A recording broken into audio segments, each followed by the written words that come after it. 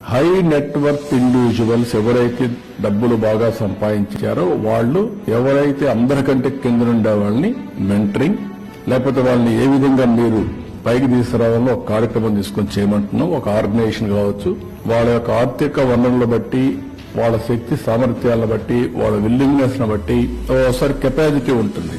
ఆ కెపాసిటీని బట్టి నేను పూర్తిగా టైం చేయలేను, అదే డబ్బులున్నాయి. డబ్బులున్నప్పుడు నేను ఒక సీఈఓని పెట్టి నేను గైడెన్స్ ఇచ్చి ఆయన ద్వారా చేయించుకోగలుగుతాం. బట్ సాటిస్ఫాక్షన్ ఉంటుంది నాకు.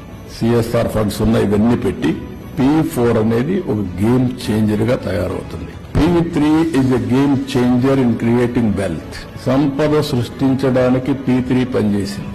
P4 అనేది జనాభాని ఒక ఆస్తిగా తీసుకుని అందరిని ఎంపవర్మెంట్ చేసి వాళ్ళ శక్తి సామర్థ్యాలు పెంచి శాశ్వతంగా వాళ్ళని ఆర్థికంగా పైకి తీసుకొస్తే that is the best society in the world.